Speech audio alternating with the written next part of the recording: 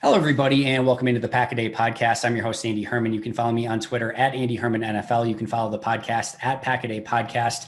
Thank you so incredibly much for joining me today. And also, thank you for joining me today as the one and only Nicole Menner. She is the newest sports anchor and reporter for Fox 11 in Green Bay. She joined in May of 2021. She is also an award-winning sports director previously from Binghamton, New York, and grew up in Connecticut. I think I got that all right, Nicole. Nicole, thank you so much for joining me. And how the heck are you doing?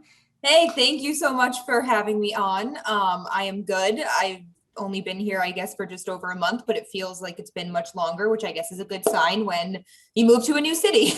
Yeah, absolutely. And we'll kind of get to that in a second. But I know this is a dedicated Packers podcast, but I would be remiss not to ask you. You've attended 3 Bucks games now, and the Bucks are 3-0 in your time covering the team in these very important playoff games. So let me just ask you, what has been the secret to your Bucks success so far? So the secret is that I wear leather to the games. The first game I did it just because it was the outfit I chose. Game 2, I had ordered a new pair of leather pants. So I was like, let's wear them. And then when they won that game, I said, okay, it must be the leather. So game 3, I went for it, and now I'm 3-0 in postseason games. I cover wearing leather. It's the So I secret. think I think going forward, obviously, everyone in Milwaukee at the game should be all decked out in leather going forward, and then we can guarantee Bucks victories from here on out. Yes, I think it's safe to say that is officially the secret to the Bucks winning. All right, perfect. Well, whatever you're doing, keep doing what you're doing so we can continue that. But obviously want to get to a couple Packers related topics. But before we get there, kind of want to go over your journey covering, obviously sports, covering now the Green Bay Packers and Wisconsin sports in general. But before we get there, growing up, becoming a sports fan, who were you a fan of growing up? Who were your favorite teams, favorite players, things like that? Yeah, so the hill I die on is the Boston Red Sox. Okay. Baseball's always been my number one sport, and so I was about 8 years old during the 2004 Red Sox season. And like I grew up going to games when I was a toddler. My parents were taking me to games with my siblings. But 2004 was the first year that I really understood the game of baseball. And obviously, baseball, that was a big year to be a Red Sox fan. So Yep.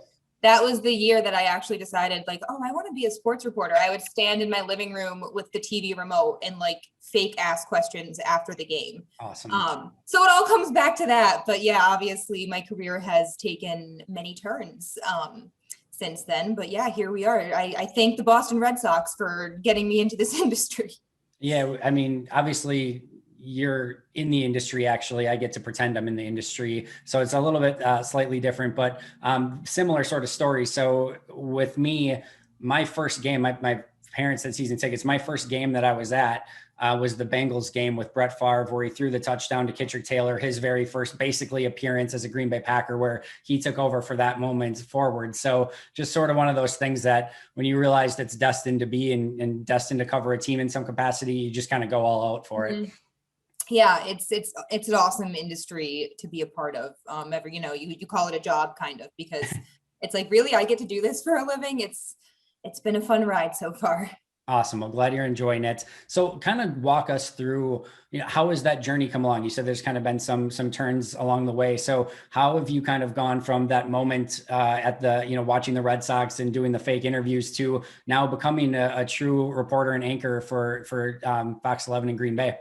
Yeah, so I didn't go to one of those big journalism schools. I went to Bryant University, which is in Rhode Island, and I double majored, got my marketing degree as backup, but I always knew I wanted to do TV. So I did the TV thing at Bryant, but I got an internship at NESN, which is New England Sports Network, which Okay. is like the Red Sox channel. And I started there as a production assistant after college. They kind of helped me build my tape. I did 1 year in Arkansas at like an untraditional on-air job. Then I was in Binghamton for 2 years. So Binghamton was really like my first traditional TV local news job. But everyone has a different path in this industry, and that's what's so cool about it. So I'm just happy that I ended up in Green Bay. I'm so excited to finally be covering pro sports, because I think that's kind of the goal that everyone wants to eventually reach. So it's a lot to take in, but so far it's been very fun. Like I said, I've only been here over a month, and I've already gotten, of course, all the Packers, OTAs, and minicamp stuff, and then covering the Bucks. Yeah, I mean, obviously a good time to come in. Obviously, there's not a lack of news stories currently with the Packers. There never is. Bucks are certainly quite in the thick of things in the playoffs, and Brewers, doing quite well as well. So maybe ever since you came to Wisconsin to cover sports, everything's just been on the up and up. So we'll give you credit there, right alongside your leather pants as well. But what have been your impressions of Green Bay and Wisconsin up until this point? And I know it's only been a month. Yeah, so I had never been to Wisconsin. My dad is from the Midwest. He's from a small town in Illinois, so I'm not unfamiliar with the Midwest because we took a lot of trips when I was growing up. But Green Bay really reminds me of the market I was in previously. And Green Bay is a much bigger market, but it gives me that small community feel. Everyone is super friendly. There's a lot of restaurants to explore, things like that. And then obviously having Lambeau Field smack dab in the middle of Green Bay and across the street from my TV station is just something that I drive by it every day. And I'm like, I can't believe this is my life. It's so cool. I really don't think I'll ever get over that. And I don't think I'll ever get over it seeing Lambeau pretty much every day when I go driving somewhere. No, I mean, I can say as somebody who's basically lived here my entire life, anytime you drive by Lambeau, it's just, you never get, you never get old of it. It never gets old, anything. It's just one of those things where you drive by it, you're constantly in awe of it and you respect the history of it and everything. But obviously even a degree better when your work is just a block away from there and you kind of get to drive by it every day for sure. Yeah. When I drove into Green Bay, when we drove from my last job in New York, it was my mom and I in one car. And we drove across the bridge on 43 and I saw Lambeau off to the right. And luckily my mom was driving at that point because she was like, I know you'll want to look while you're driving in for the first time. And I'll never forget that because it was just such a cool feeling. Yeah, it really, really is. So obviously you come to Green Bay and right away, pretty much as you get here, mini camps, OTAs are happening. I know you had the opportunity to attend at least a few of those. What were some of your just general takeaways from OTAs, from mini camps, and just kind of the feel that you got from the team during that time? Yeah, well, first of all, this is a good time for me to be starting because it gives me time to kind of get to know the team and get to know how it works because I've never covered an NFL team. So at first I was kind of just taking it all in and figuring out how the process works. But based on looking at the team, I mean, I think there's a lot of things to be excited about. Obviously, there's the big dark cloud hanging over it right now because we don't know what will happen, who will be quarterback. But just takeaways aside, no, I think that it was really cool to obviously see some of the rookies out there or some of the guys from last year who didn't get a ton of opportunities. AJ Dillon, I'm super excited to see the role he takes on this year. Agreed. Seeing Aaron Jones at everything, obviously, like I said, I'm getting to know the team, but everyone was like, if there's a guy who's going to be at everything, it will be Aaron Jones, even though he is a veteran. So that was cool to see, especially how the younger guys look up to him. And then we can't talk about OTAs and minicamp without talking about Jordan Love. I obviously didn't get to see him really at all until now. And I know no one's seen him play in a game or anything yet, but it was definitely quite something to watch him take on all of the reps and kind of see him get more comfortable because I know he, based on what he said too, it's a completely different this year for him. Yeah. And how much more comfortable he is. And I liked what I think Devontae Adams and was it Bakhtiari who said that he has a voice this year and it's kind of been cool to see him be heard. So as many questions as there are about the state of the Packers right now, I think there's a lot to be excited about, especially ahead of training camp. Yeah. And I mean, what an insanely interesting situation again to come into covering, but not only of course the Aaron Rodgers side of things with everything that's happening there, but then seeing this young quarterback get thrown right into the thick of things to see how he responds to everything, to see again, some of that voice that Bakhtiari and Adams mentioned coming out a little bit more. I mean, obviously you weren't here a season ago, but I mean, you could tell he was just, he had the rookie glaze in his eyes a season ago, right? And then, Aaron Rodgers is obviously QB1. Tim Boyle ends up being QB2. No OTAs, no mini camps, no rookie mini camps, no preseason. He gets to training camp and he's just, so far into the deep end right away. And, this year you could see, even though I think some of the team activities, he had his ups and downs, just how he carried himself, some of the demeanor that he had, how he practiced and in the individual drills, there was a night and day difference from a season ago. So I just think it's cool to see, obviously what's going on with Aaron is the big story, but to see how Jordan reacts to all of this and just that entire thing play out is, I think, a super cool thing to cover right now. Yeah, and it's also like for Jordan Love's benefit, he hasn't really had the opportunity to do much. So I think obviously everyone wants Rodgers to be there. They want him as the quarterback, but for Jordan Love's sake, I mean, this was kind of beneficial for him because he got the opportunity to stand up, show what he can do, show that he has a voice, and everyone could finally see him look a little more comfortable out there. Yeah. And I mean, as Jordan Love, I mean, trying to put, ourselves in his shoes.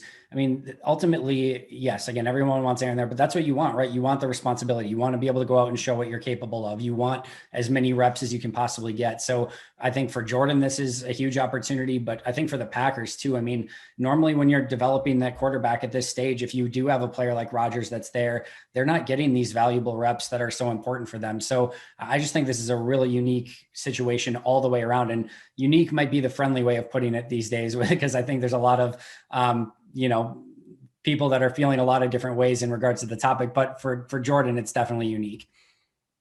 Yeah, certainly. And whether or not, I know we'll probably get to this eventually, but whether or not Rodgers is back next year, if he's not back this season, if he's not back for some reason this season, I mean, covering the transition year and maybe seeing Jordan Love step into that role, that's exciting in itself. So, and maybe it's not Love, maybe it's Blake Bortles who ends up being QB1. We don't know that, but there's definitely, Rodgers or not, there's still things to be excited about with this team.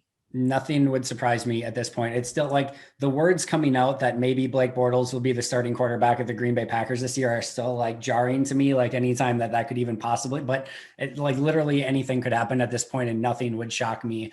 But let's talk about that, because obviously that's the big topic. That's the big gray cloud, as you mentioned, kind of hanging over everything. I don't want to dig too far into it because I think, again, that the topic's been beat up pretty much to death at this point. But from somebody that's coming to the team from an outside perspective, what is your view of the Aaron Rodgers situation? And if you want to throw out a prediction on what happens, I think everyone's got one at this point. So we'd love to hear that as well. The $1 million question. So I have to start by saying it's really funny because around the time that this job was becoming official for me, it was NFL draft day. And that's when everything started to come out. So of course, everyone who knew at that point was like, I don't know what's happening. Like, do you know anything? Are you sure you want to go there? I was like, yes, I still want to go cover the Packers, Rodgers or not. But right. It's been a crazy situation to come into. Obviously, anything anyone says at this point is mere speculation because at the end of the day, none of us know what will happen. I would think at this point that Rodgers knows if he's coming back or not. I don't think that he doesn't know. I think he knows at this point. And it's one of those situations too. Like I haven't been here. I haven't been covering him since he's been here. So I'm trying to learn kind of what everyone thinks of him and how he is. And obviously I watch football. So I know the gist, but for a long time, I had said he'll be back. That was my prediction. I thought for sure he'd be back, but I think the longer that this goes on, the doubts start to just keep coming. And I don't know how long this goes on. I don't know if he'll be at training camp. I think that if he doesn't show up to training camp, then that's maybe when everyone can start to press into it a little bit more, because I think right now, like you said, we've beaten this up. I mean, it's on ESPN every day when you flip on the TV, especially every day during the off-season programs. And I think I'm always kind of like, let's just wait it out and see. It's like I said, it's speculation at this point. But I think once training camp comes, and if he doesn't show up to training camp, then that's when we can kind of start beating it up again and really, I guess maybe hit the panic button, because then it's like, all right, well, what's happening? And especially because that's when, if it is going to be Jordan Love, that's when things start to heat up. So very much. I think you hit the nail on the head. I think once training camp starts, everything becomes exponentially bigger, right? So if this is a story now, if he's not there day one of training camp, it blows up even to a whole nother proportion. And I think the interesting thing is, I go back and forth because you mentioned that, the longer it goes on, the more doubts you have. For me, I almost, to some extent, I feel like, listen, if he really wants to play and wants to play for another team that's not the Packers, the clock's ticking on him as well. I mean, Brady, I thought did such a great job of breaking it down where he didn't know or really feel like he had a good grasp of the Tampa Bay playbook until like late in the season, a season ago. And obviously it worked out, but the sooner you can get to that new team to learn that playbook obviously has a ton of advantages. So if Rodgers does in fact want to play for another team, to me, it would behoove him to really start putting the pressure on and say, hey, I am not playing again. I need to get somewhere so I can start learning their playbook and playing for another team. Now, I'm not saying that's the case. I'm just saying if it were the case, you would think he would want something done sooner rather than later. Obviously, the Packers would love this to be done with months ago, right? So, but as training camp starts, I agree on both sides that the heat absolutely picks up. And I think I'd be interested in your thought on this as well, because I think public perception starts taking a turn worse for Rodgers if he's the one that doesn't show up to training camp and this whole thing is in limbo. I could be totally wrong on that. That's just complete conjecture on my part, but I think the public perception starts to turn even more against him in that situation. And maybe he loses some of that leverage as well. So I don't know. I think it's a really interesting dynamic. I agree with that. And I think even for the team's sake, and again, this is obviously all just us talking about it. We don't know anything, but from the team's sake too, they all obviously said it's not a distraction. They're just there to get better during the off-season programs. But, training camp hits and Rodgers isn't there. How is that not a distraction? And I know they all just want to play. They just want to play, have a winning team. And whoever the quarterback is, that they'll work with it. But I think, by training camp, you want to know who your quarterback is going to be. So I think public perception wise, it's not going to work in his favor for the fan base if he's not at training camp. But even you have to think maybe team wise, that can't really promote a good culture on the team. No. To not know who will be starting for you week one. Yeah, the whole thing, I think it really starts to heat up once training camp starts, because I think just there starts to be pressure mounting on all sides to try to get that figured out. And obviously, hopefully something gets completed or done before then. But I think that's definitely the point where it becomes a really massive story, even more than it is up until this point. So obviously going back, you're the one that's, asking questions as in your living room, trying to prep for things. If you could have Aaron Rodgers right now and you could ask him one question, what would be that question that you would want to ask him at this point in time? Well, if he does come back, the question I want to know is, at what point did you know you were coming back? I think that's kind of like the obvious, simple question that I want to know. I want to know too, and I know, who knows how much they answer this, but how many conversations did you have with your teammates about this? How were they informed about it? I know it's a business, but you do have close relationships with some of the guys on the team. So have there been conversations? Have you been keeping some of them, informed about everything you're going to be doing? And then just also, once you're back, how do you prevent this from being a distraction? Because if he does come back too, there might be some conversations that need to be had once he does get back. And do you just forget about it completely and move on, act like it never happened, and you just kind of go from there? I mean, there's so many questions you could ask, and it's all just so dependent on what happens. But hey, if he's at training camp, that first media availability for him is definitely going to be, a must watch television. It really will be, regardless of where he is. Whenever he does his next media availability, that's going to be a incredible scene for sure. Those are all amazing. I think I don't know that these are questions that I would ask, but two things that I would love to know. I mean, first, if he's back, the one thing I want to know, which again, it's not something you can ask him, but is he back long-term? Does he want to be a Packer? Because there's one thing to be back, and then there's one thing to want to be back. And, he's sort of contractually obligated to be back, and again, there's ways around that, whatever, but is he there because of his contract, or is he there because he wants to be the quarterback of the Packers? And then the other thing I would love to know is when he initially notified the Packers of this decision, because to me, the timeline is really interesting, because they spent so much of the offseason trying to get this team back to winning a Super Bowl, theoretically, with Aaron Rodgers as the quarterback. I don't think you borrow a ton of money from the future to pay guys this year if Jordan Love or somebody else is going to be your quarterback, and you're probably not thinking this is the year you kind of want to go quote unquote all in. So did they make all those moves to bring all those guys back? And then they said, oh, he said, oh, by the way, I'm not going to play for the Packers. Or was it before then? And they said, you know what, we feel confident you're going to play for us anyway. So they made those moves regardless. Like even situations like the Tim Boyle situation where they decide not to bring him back and offer him a fairly reasonable restricted free agent deal. Like to me, if they thought Rodgers was gone, like you probably want him back in the building with there's no, guaranteed money attached to that. So I would love to know what the timeline was and how kind of all those things worked out.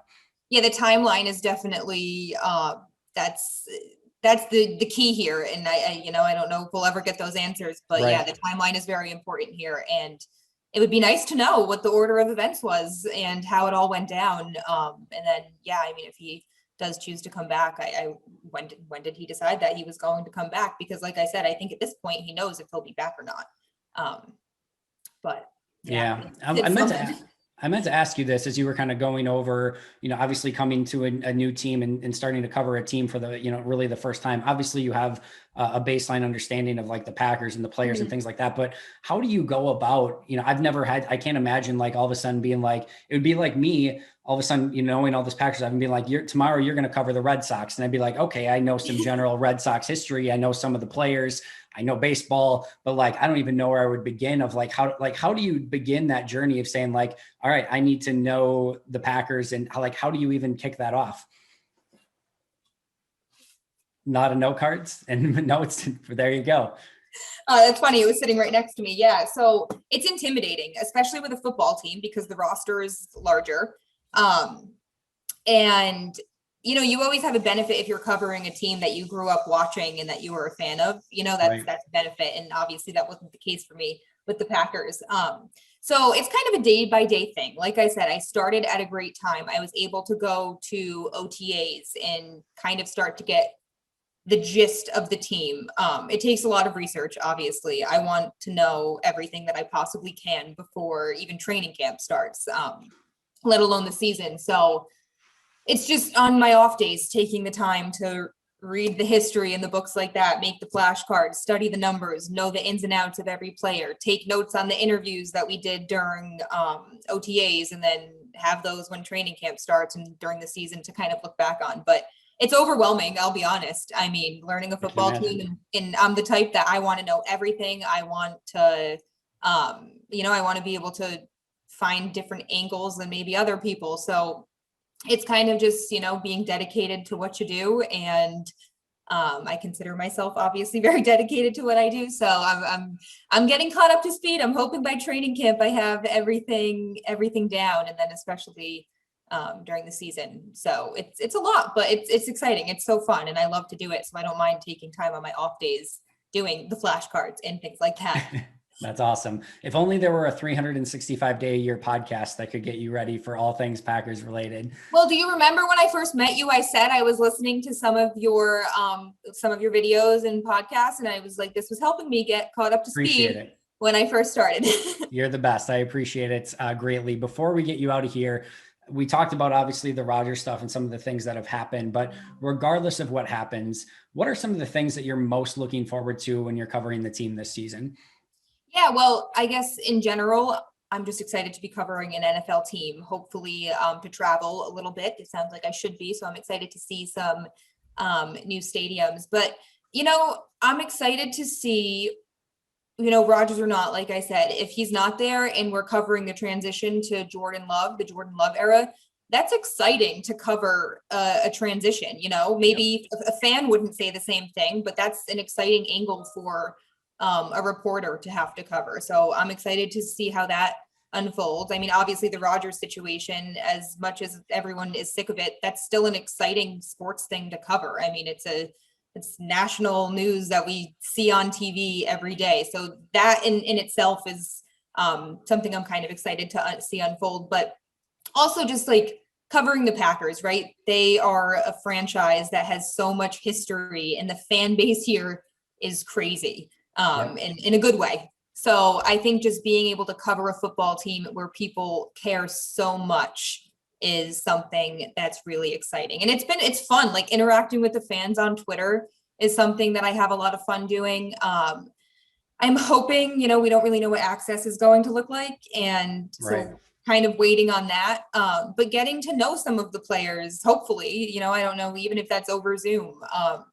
I'm excited about that because it seems like a lot of them, and I think maybe more so here than other teams, it seems like a lot of them are very much like into the community, and they're not big timing you. They're embracing the fact that we're in a small community. And I think that's something that's really special about being in Green Bay covering the Packers. Yeah, it's a really unique team to cover for sure. Now, have you ever been to a game at Lambeau Field up until this point? Nope. Yeah.